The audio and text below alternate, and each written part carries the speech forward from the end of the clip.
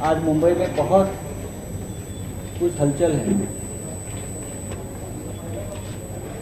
Reds के ऊपर Reds, धाडीवर धाडी पड़तायत। त्याच्यामुळे उसके लिए आपको भी बहुत काम है, भागम भाग है, यहाँ से वहाँ, वहाँ से वहाँ। तो हमने सोचा हम भी एक रेड डालें। हमको भी अधिकार है घुसने का। अगर हमारे घर में कोई घुस रहा है तो मुंबई में, महाराष्ट्र में शिवसेना को भी अधिकार है घुसने का, घुसाने का। आज मैं देख रहा था सुबह से, हमारे कुछ कार्यकर्ता, हमारे कुछ लोगों के ऊपर अब ईडी ने आईटी के रेड्स हो रहे, इनकम टैक्स। कोई भानामती है, वो भानामती, आईटी की भानामती चल रही है। और मुझे तो लगता है कि जब तक ये बीएमसी चुनाव नहीं होते हैं तब तक हर वार्ड में रेड हो आईटी की, हर वार्ड में, हर शाखा में। अब यही काम आईटी को या सेंट्रल एजेंसी को, ईडी और आईटी,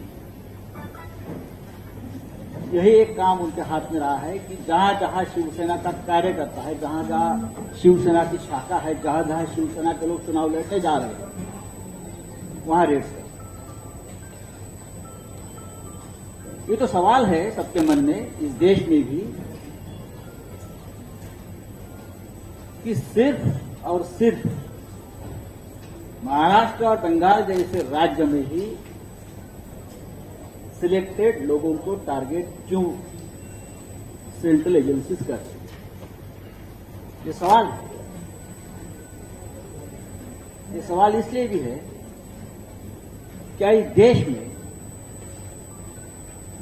देश में और राज्यों में कोई नहीं मिलता जहां सेंट्रल एजेंसी जाकर सवाल पूछे, रेड करे, देश को हिसाब किताब दे? सिर्फ शिवसेना या तृणमूल कांग्रेस? ये तो सबको मालूम है, ये सरकार गिराने की जो साजिश है, सरकार को दबाव में लाने की, शिवसेना के नेतृत्व में जो महाविकास आघाड़ी का गठबंधन हुआ है, उनकी सरकार है, उनको दबाव में लाकर ये सरकार अनस्टेबल, अस्थिर करने के लिए, सरकार गिराने की इनकी एक बहुत बड़ी साजिश है। इनकम टैक्स और ईडी को हमने अब तक 50 नाम भेजे थे, विथ एविडेंस 50, और बार बार मैं जिक्र भी किया है मेरे प्रेस कॉन्फ्रेंस। फिर भी ईडी या इनकम टैक्स को ना, उनको कोई ऐसा लगता है कि एक रिस्पॉन्सिबल मेंबर ऑफ पार्लियामेंट, एक रिस्पॉन्सिबल लीडर एक बात बोल रहा है तो उसके ऊपर कोई इंक्वायरी होनी चाहिए। ऐसा ये हमारी सेंट्रल एजेंसी को क्यों नहीं लगता? हमारे बारे में ये बोगस, ये बोगस, ये बोगस। मिस्टर किरीट सोमैया ने एक केंद्रीय मंत्री के बारे में 100 बोगस कंपनी की लिस्ट खुद दी है। अब देखिए ईडी को कोई मिस्टर ढवंगाड़े है, बीजेपी के बहुत नजदीक थे, आज भी रहेंगे नागपुर के, उनके लगभग 75 कंपनी की लिस्ट बोगस मैंने खुद भेजी। क्या हो गया उसका? पूरे देश में सबसे ज्यादा ईडी की जो जांच है या रेड्स है या एक्शन है, महाराष्ट्र में हो रही है। अब तक महाराष्ट्र में महाविकास आघाड़ी के 14 प्रमुख लोगों के ऊपर एक्शन हुई है। वेस्ट बंगाल में 7 लोगों पर हो रही है। भारतीय जनता पार्टी के लोग जो है उनके ऊपर ना आईटी, ना ईडी, क्या वो लोग मुंबई के रास्ते पर हाथ में कटोरा लेकर भीख मांग रहे हैं। इनकम और टैक्स सिर्फ हमारे पास है क्या? ये इनकम टैक्स की जो भानामती चल रही है वो भी जल्दी एक्सपोज हो जाएगी। ये भानामती कौन है जो ये सब रेट्स कंट्रोल कर रही है, उस बारे में जल्दी ही शिवसेना बड़ा खुलासा करने जा रही है। मेरी जो लगता है 15 फरवरी प्रेस कॉन्फ्रेंस हो गई थी यहां, तब मैंने एक नाम का जिक्र किया था, सुमित कुमार नरवर। बार बार मैं उस बारे में पूछ रहा हूं ईडी को, इनकम टैक्स को, कि एक सामान्य आदमी बुलंदशहर का दूध बेचता था और 4-5 साल में उसकी प्रॉपर्टी 8,000 करोड़ से ऊपर चली गई। अब वो मलबार हिल में रहता है, पहले उसको कहीं भी रहने को घर नहीं था। अब वो व्यक्ति नोएडा में रहता था, उसका मलबार हिल में बड़ा आशियाना है, बड़ी बड़ी प्रॉपर्टीज है। ईडी ने कौन सा चश्मा लगाया है इनकम टैक्स में? वो चश्मे से जरा हमारी तरफ भी देखिए। जो आपने चश्मा लगाया है, और आपको ऐसे लोग नहीं दिखते हैं जिनकी संपत्ति 2-4 साल में 8,000 करोड़ 10,000 करोड़ कहां से आती है?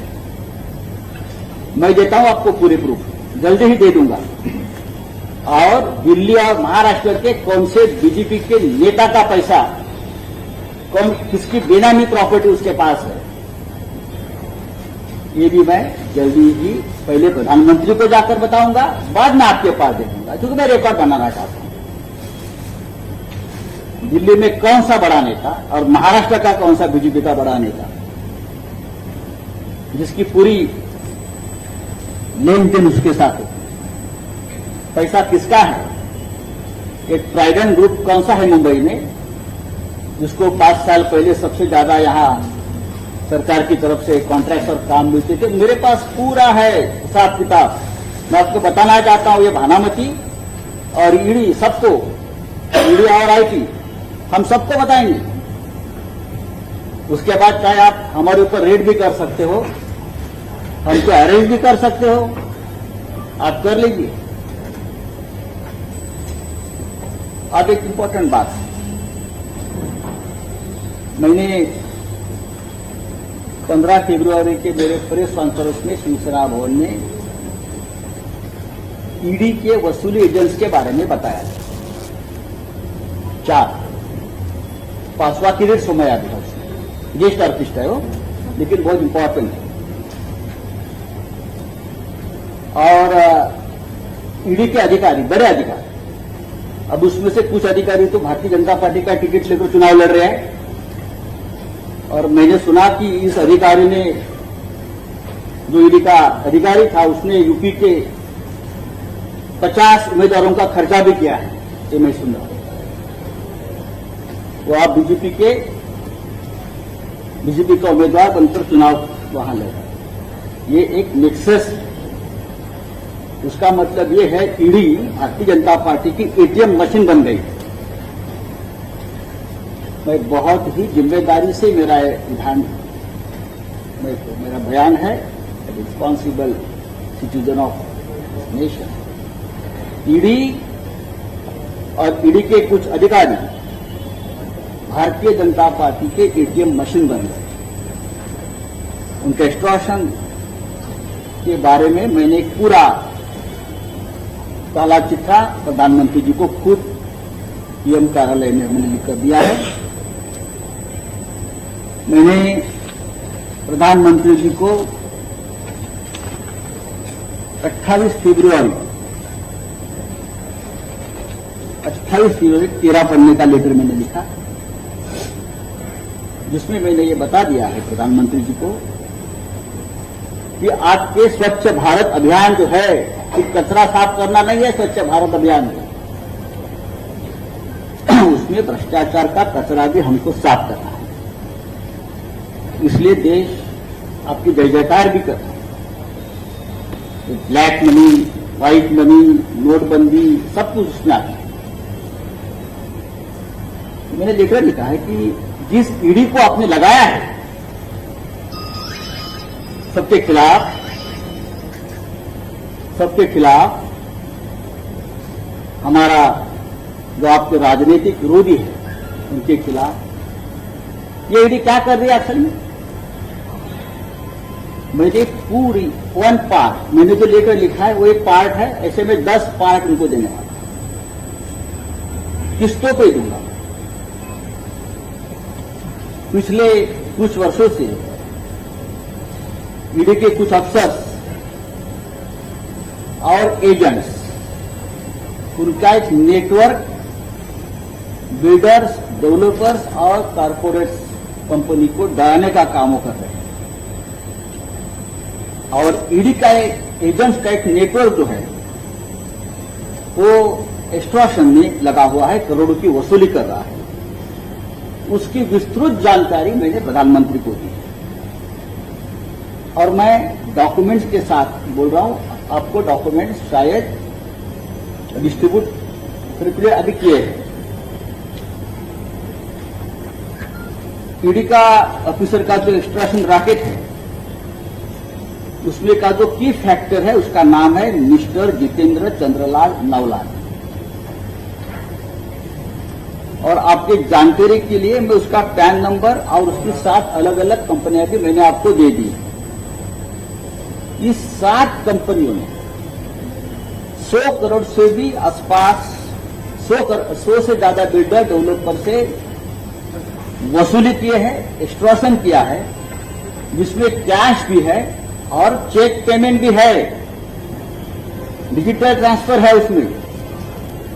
जिन जिन कंपनियों की ईडी ने जांच की, जिन कंपनियों की ईडी ने जांच की है, उस कंपनी ने अपना पैसा जितेंद्र नवलानी के इस 7 कंपनी में ट्रांसफर किया है।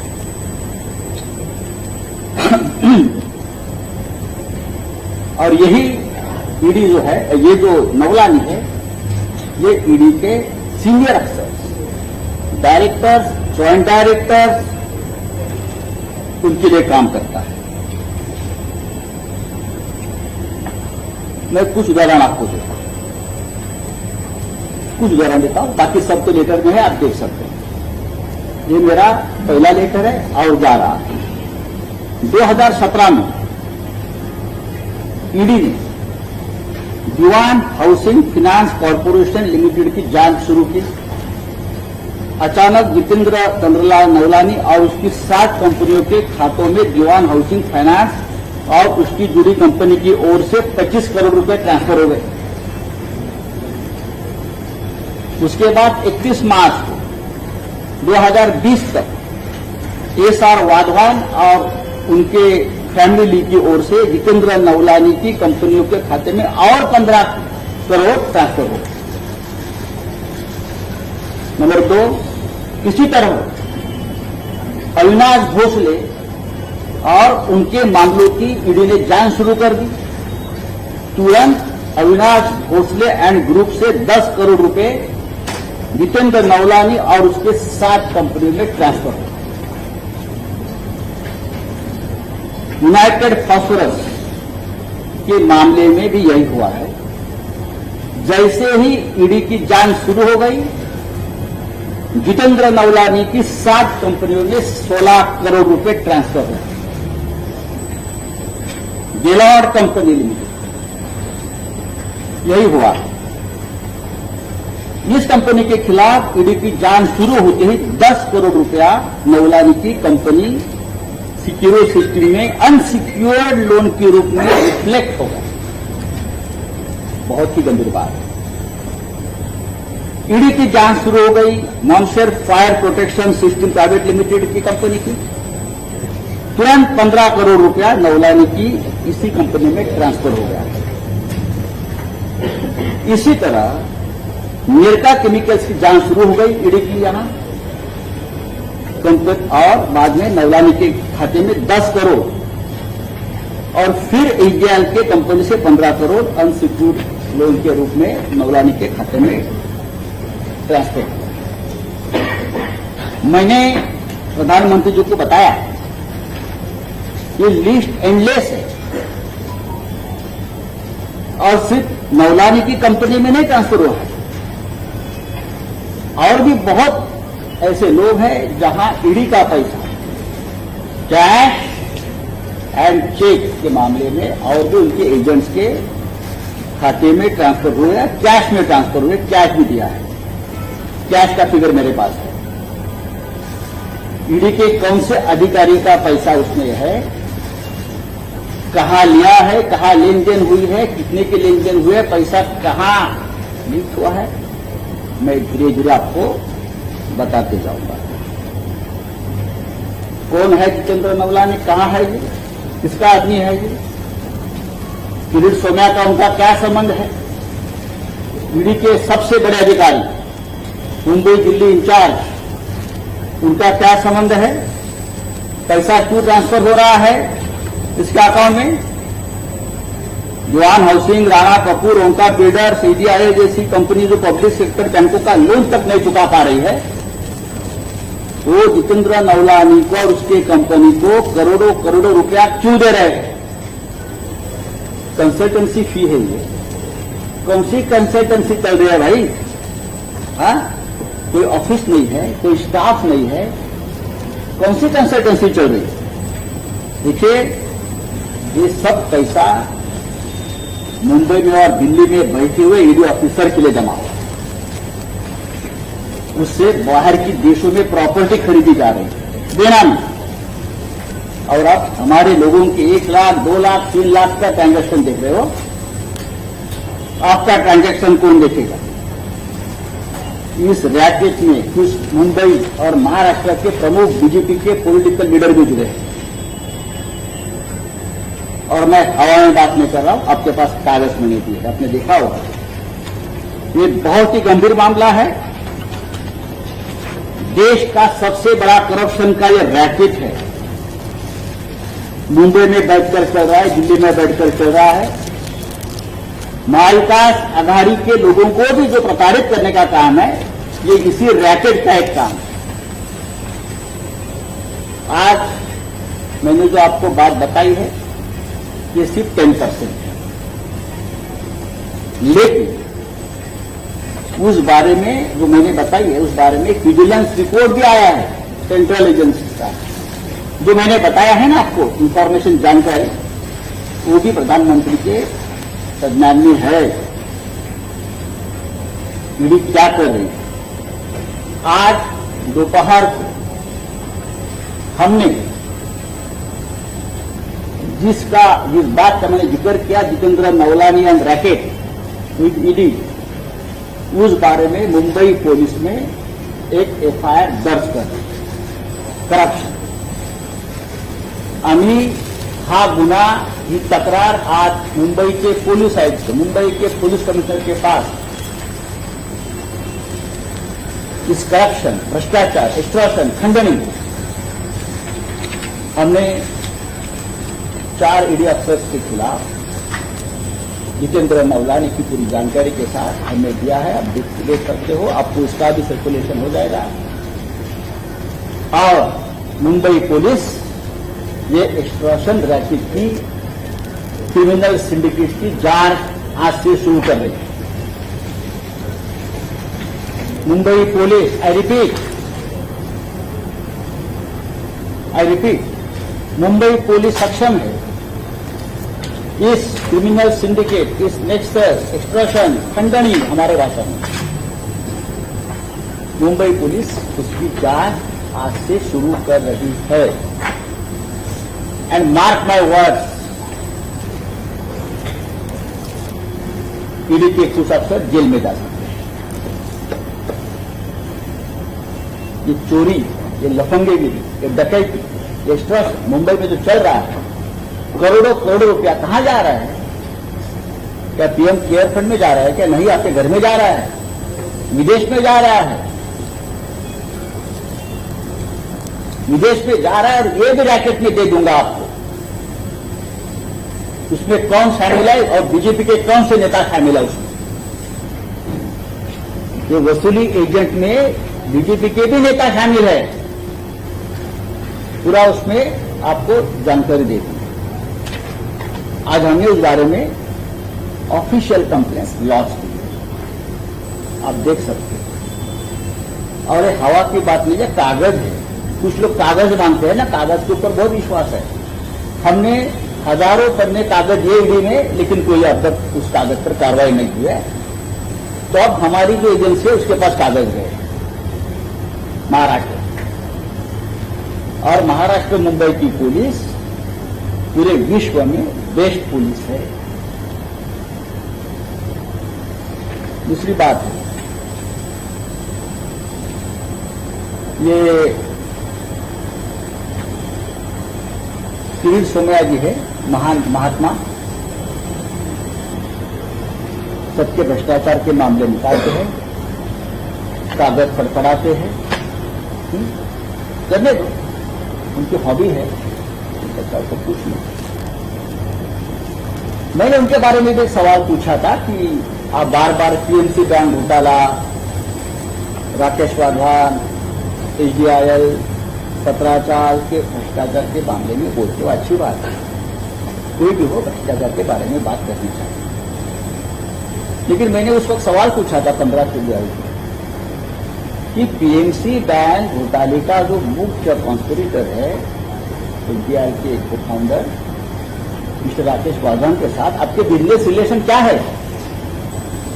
आप हम सबको बताते हैं ना, ये भ्रष्टाचारी, ये भ्रष्टाचारी, ये भ्रष्टाचारी। तो मेरा सवाल इतना ही था कि आपका रिलेशन क्या है। और मैंने वसई गोखीवरे की एक जमीन के बारे में भी एक मसला दिया था कि जहां आपकी उसके साथ सीधी पार्टनरशिप, उसकी जांच ईओडब्ल्यू कर रही है। मैं आपको बताता हूं कि जून जुलाई 2015 में मिस्टर किरीट सोमैया ने एचडीआई और जीवीके कंपनी मुंबई एयरपोर्ट की 63 एकड़ जमीन हड़पने का आरोप लगाया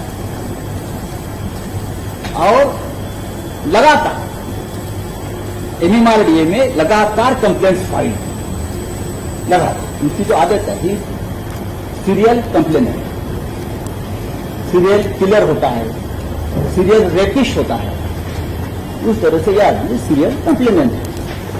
लगातार उसने कंप्लेंट एमएमआरडीए दी थी 63 एकड़ जमीन के बाद।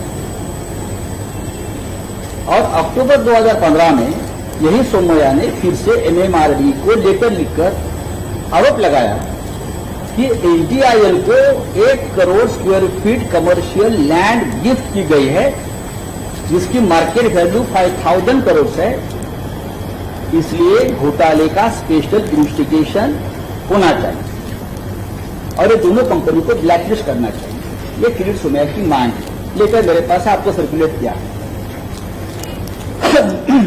सोमैया यहां पर नहीं रुके, 1 साल तक वो लगातार सीरियल कंप्लेंट, लगातार एमएमआरडीए को कंप्लेंट करते रहे और 2015 से 2016 तक बार बार सोमैया इस घोटाले की जांच की मांग करते रहे। अब इंटरेस्टिंग बात यह है कि सोमैया के लिखे किसी भी लेटर में ये मेंशन नहीं है कि उन्होंने ये सोकॉल्ड घोटाले की पुलिस या सेंट्रल गवर्नमेंट से कोई शिकायत की। मामला सेंट्रल का है, वो वहां भी कर सकते, लेकिन मेरे पास कोई जानकारी नहीं है। उनके कागज जो मेरे पास है उसमें किसी भी सेंट्रल एजेंसी को उसकी कंप्लेंट नहीं है। और उस वक्त तो सिटिंग एमपी थे, अगर वो चाहे तो लोकसभा में मुद्दा उठा सकते थे, लेकिन मुझे दिखाने में रिकॉर्ड ढूंढ रहा था कि लोकसभा में भी ये मुद्दा मिस्टर सोमैया ने नहीं उठाया। उससे पहले 2016 में सोमैया ने अचानक एमएमआरडीए को कंप्लेंट करना ही बंद कर दिया। और दूसरी तरफ 1 दिसंबर 2016 को सोमैया के बेटे नील सोमैया को अचानक निकॉन इंफ्रा एलएलपी में पार्टनर बनाया। कंप्लेंट बंद, नील किरीट सोमैया निकॉन इंफ्रा का पार्टनर बन गया। 27 जुलाई को निकॉन इंफ्रा ने वसई में जमीन के 5,168 स्क्वायर मीटर एफएसआई के डेवलपमेंट के राइट लिए। कहा किससे लिया है ये? एचडीआई के फाउंडर चेयरमैन और पीएमसी बैंक घोटाले के आरोपी राकेश वाधवान से। उनका तो फ्रंट मैन है लधामी, जिसके साथ अब मिस्टर सोमैया के पुत्र पार्टनर बन गए। तब तक तो पीएमसी बैंक घोटाले का आरोपी था। बाद में वसई में ही साई उदम रियलिटर्स प्राइवेट लिमिटेड के ओनरशिप की 14,420 स्क्वायर मीटर जमीन पर निकॉन इंफ्रा एलएलपी की 2 बिल्डिंगें बनाने के डेवलपमेंट राइट्स भी मिल गए। वो भी जमीन ओरिजिनली राकेश वाधवान की है, उसके भी राइट और एग्रीमेंट ये कंपनी से हो गए, जिसमें Mr Neelkirit Somaiya one of the partner. अगर साई रिदम की इस जमीन का मालिकाना हक राकेश कुमार वाधवान का था और पैसा किसी और कंपनी को ट्रांसफर किया गया है, ऐसा क्यों किया? ये एक रैकेट है और उसमें मैं पहले से बोल रहा हूं, राकेश वाधवान को पीएमसी बैंक घोटाले में ब्लैकमेल करके जमीन दी और बाद में कंप्लेंट्स बंद है। पूरा ये व्यवहार सस्पिशियस ट्रांजैक्शन है। जब सोमैया वाधवान के एचडीआई को लेकर इतने गंभीर आरोप लगाते रहे हैं, तो ये सोमैया फैमिली वाधवान के साथ या वाधवान के जमीन के साथ इस प्रकार से सस्पिशियस व्यवहार, बिजनेस पार्टनरशिप कैसे कर सकते हैं? हजारों करोड़ का बिजनेस है ये। अगर एक आदमी किसी व्यक्ति के ऊपर इस प्रकार से भ्रष्टाचार का आरोप लगाते, पीएमसी बैंक लूटने का आरोप लगाते, उसी व्यक्ति के जमीन पर जो एक प्रोजेक्ट बन रहा है हजारों करोड़ का, उसमें नीलकिरीट सोमैया बिजनेस पार्टनर कैसा बन सकता है? इस सवाल का जवाब अब तक कोई नहीं दे पा रहा है और ना भारतीय जनता पार्टी का कोई नेता दे पा रहा है। मुझे लगता है इसकी भी जांच हो रही है। शायद आपको एंटीसिपेटरी बेल नहीं मिला है वगैरह, सर ठीक है, आप बोल रहे हैं मेरे पास क्या कोई कंप्लेंट ही फाइल नहीं हुई, इसका मतलब कल नहीं होगी। पुलिस कंप्लेंट आज नहीं कर रही है, लेकिन जो जांच चल रही है और जांच जिस दिशा में जा रही है, जो एविडेंस सामने आ रही है, मार्क माय वर्ड्स, बाप बेटे जेल में जाएंगे। आप कितने भी कागज फड़फड़ाएंगे। ये नीलकिरीट सोमैया के जो पार्टनर है उनके लड़ाने की कंपनी साई रिदम रियलिटर्स, उस फाइनेंशियल ईयर 2013-2014 की अगर उसकी बैलेंस शीट आप देखें, लैंड परचेज के कॉलम में मैंने कागज दिए हैं। राकेश वाधवान का सीधा रेफरेंस है और राकेश वाधवान से अकाउंट से इस कंपनी में लगभग 5 करोड़ रुपए आए हैं। 2 एंट्री है, एक 3,08,56,000 की एंट्री है और दूसरे पूरे कागज, पूरे बैलेंस शीट, पूरे बैंक अकाउंट्स के कागज हमने आपको दिए हैं। आप चाहे कितने भी फड़फड़ाएं, आपको ये कागज के बारे में बताना। आप झूठ-मूठ बताइए, लेकिन बताइए। और भी कागज आ रहे हैं। मैं आपका ज्यादा समय नहीं ले रहा चाहता कि आपको शिवसेना भवन में बार बार आना है इस प्रकार की प्रेस कॉन्फ्रेंस को। आज मैंने इस देश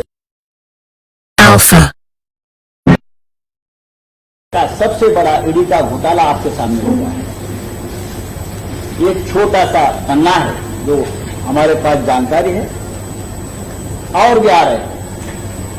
और अगले मेरे प्रेस कॉन्फ्रेंस में मैं अधिकारियों के नाम लेकर बताने वाला हूं, किसको क्या मिला है, किसने किससे एक्सट्रॉशन किया है, और जो पॉलिटिकल सिंडिकेट चल रहा है ना हमारे खिलाफ, उसका सूत्रधार कौन है, सब कुछ बताऊंगा। सूत्रधार कौन है मैं सब कुछ बताऊंगा। मैं इतना ही कहूंगा, आप चाहे हमारे खिलाफ जितनी भी ताकत लगाए, चाहे शिवसेना हो, चाहे महाविकास आघाड़ी की सरकार हो, आप कितनी भी साजिश रही, कितनी भी ताकत लगाए, कितनी भी बदनाम करें, लेकिन ये सरकार और हम सब मुख्यमंत्री से लेकर नीचे का कार्य करते हैं। आप हमारा बात नहीं पा सकते। ये सरकार रहेगी, महाविकास आघाड़ी रहेगी, और चाहे मुंबई महानगर पालिका को सामने रखकर अगर आप हमारे लोगों के ऊपर एक्शन ले रहे हो, छोटे एक्शन, मुंबई महानगर पालिका में आपके लोग क्या कर रहे हैं पिछले दिन तक, किसको कितना हिस्सा मिला है आपके लोगों को, आपने कैसे एक्सप्लोशन किया है मुंबई महानगर पालिका से, ये भी हम भानामती जो है ना आईटी भानामती डिपार्टमेंट को हम भेज रहे हैं। हम देखेंगे आप उनके ऊपर कैसे रेस करते हैं। लेकिन आज की ताजा खबर यही है कि कंप्लेनेंट अरविंद जगन्नाथ भोसले, उसने मेरे कागज के ऊपर जो मैंने आपको दिए मुंबई पुलिस के पास कंप्लेंट फाइल किया है और उसकी जांच हो रही है और जांच एक अंजाम तक पहुंचेगी। और मैंने कुछ दिन पहले कहा था ईडी के 3 अधिकारी जहां इंदबार होते। धन्यवाद, जय हिंद।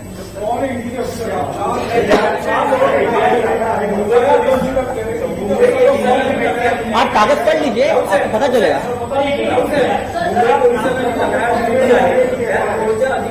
बघा, हा तपासाचा भाग असतो, लक्षात घ्या। This is the matter of investigation. ये इन्वेस्टिगेशन है। मुंबई पुलिस उसकी पूरी नीचे तक जाकर जांच करे। मुंबई पुलिस को भी किसी को भी समन कर बुलाने का पूरा अधिकार है। ऐसे मामले में अगर आपको अधिकार है हमको उठा, हमें भी अधिकार, अगर आपको अधिकार है सेंट्रल एजेंसी को, समझ लीजिए वो अधिकार स्टेट सरकार को भी होता है। और वो अधिकार क्या होता है वो भी आपको पता चलेगा। पहला सवाल ये, तो आपने जो डॉक्यूमेंट दिए उसमें 1:52 का वक्त जो अली जी के नाम से है, तो क्लैरिटी दिए। नहीं, क्लॅरिटी वगैरे नाही, मी कागद दिया आपका हर सवाल का जवाब मैं नहीं दे दूंगा। ज्यांची नावं आपण त्याच्यात उल्लेख केलेला आहे, 72 नावं आहेत आणि 58 कोटी रुपयाचं ट्रान्झॅक्शन आपण दाखवलं, ते चेक्स आहे। चेकचं, तर त्या लोकांची तक्रारही नोंद करणार आहात, त्या मी लोकांनी बघा, तुम्हाला एक कळलं पाहिजे की आता हा विषय गेलेला आहे मुंबई पोलिसांकडे। हे प्रश्न मुंबई पोलिसांची हे उत्तर देऊ शकतील, तक्रारदार नाही, आम्ही नाही। तपास कोणत्या दिशेनं जाईल, तपासासाठी कोणाला बोलवलं जाईल हे मुंबई पोलीस ठरवतील। आम्ही क्या भारतीय जनता पक्षाचे लोक आहोत का? आता याला बोलवणार, आता त्याला बोलवणार, आज उसको उठाएंगे, आज उसको सुलाएंगे, ये हमारा काम नहीं है, ये हमारा काम नहीं है। We are law makers. हम हमारा जो ठाकरे सरकार है कानून से काम करेगी, तो कानून से ही काम होगा। जिसको बजाना है वो कानून से बजेगा।